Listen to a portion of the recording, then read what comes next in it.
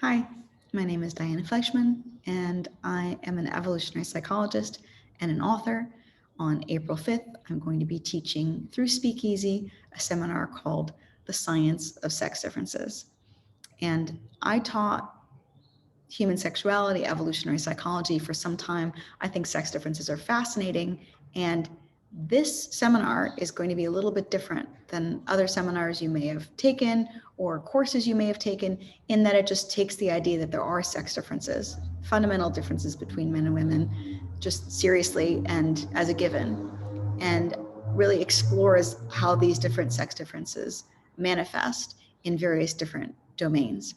So there are going to be 6 sessions, and below you can see how to participate in the seminar, and you can also see the blog where I detail all of the recommended readings for each of these 6 areas.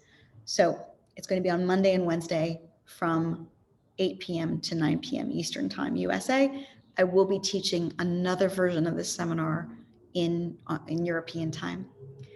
So in the first session, I just talk about why sex exists at all. Why do we produce sexually instead of asexually? And why are there 2 sexes?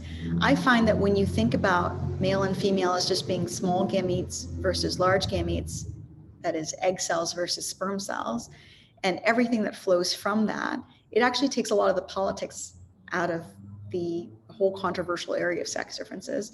It just makes sense that given how different the selection pressures are for the very heavily investing sex, which is female, versus the very lowly investing sex, which is male.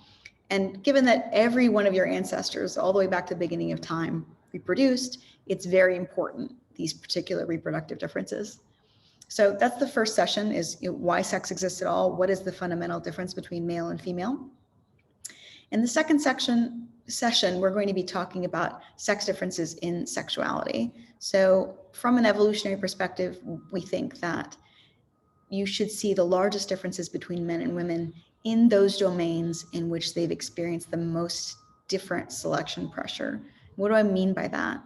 I mean, again, that women are very highly investing. It takes 9 months plus years of breastfeeding in ancestral conditions to produce a child for a woman.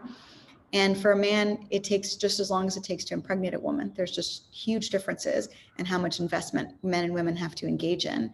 And this is why you see men are more interested sexually in sexual variety. This is also why you see differences between gay men and lesbians. When men are not limited by the number of people they can have sex with by women's desire, they have much more sex. Gay men tend to have much more sex than straight men. Also, in this sex difference and sexuality session, I talk a little bit about one reason that people don't really think about why men and women differ in their sexuality is that women are much more vulnerable to sexually transmitted infections. They're much more likely to get them, and they're much more likely to wreak havoc on a woman's reproductive system. And this has definitely been a pressure that has changed women's sexuality potentially over the course of the last few thousand years. Next, we're going to be talking about sex differences in personality. How do we look at sex differences in personality? And what is the difference between the averages of men and women? And there are some sex differences that we should expect. So if males are the lower investing sex, they have to compete for the higher investing sex. What does that competition mean? That means that males are going to be more risk-taking, more aggressive physically on average.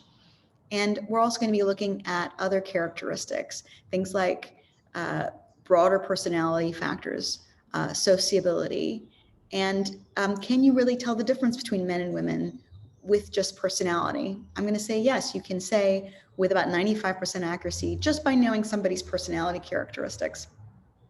Sorry, 85% accuracy just by looking at somebody's personality characteristics, whether they are male or female. Next session 4, we're going to be talking about where sex differences come from, the nature and nurture of sex differences.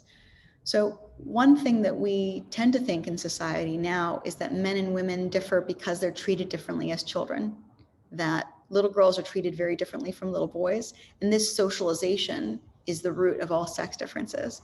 But you see sex differences in non-human animals where these kinds of socialization effects are smaller, and you also see sex differences in children and in boys and girls.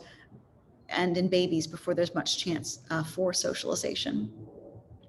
I'm going to be talking about 3 different cases that I think make the case that sex differences are largely innate. So one of these is the experiment in the 1970s. It's known as Bruce Brenda, about a boy who was assigned after a botched circumcision to be a girl, and what happened with him as he became older.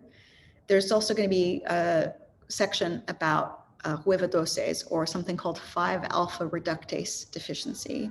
Basically, these are boys in the Dominican Republic who look like girls when they're born and they're raised like girls. What happens to them? What would we expect from a socialization versus a innate sex difference perspective about how a boy who was raised as a girl for the first 12 years of his life would act when he became a man?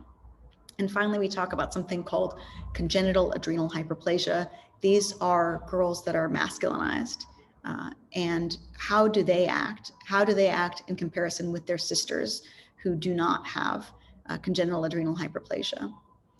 Next, we're going to be talking about men and women at work, the wage gap, differences in STEM, science, technology, engineering, and why these differences might exist. So, do women and men differ in overall cognitive ability?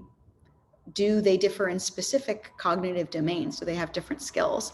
And also looking at what areas of life men and women prize more. So these particular studies that they've looked at of very talented, highly intelligent men and women, what do they prioritize in their lives? And what do they consider as a successful, happy life? What are the sex differences in them? And how do these flow from the initial sex differences that we talked about, just in terms of reproductive strategy?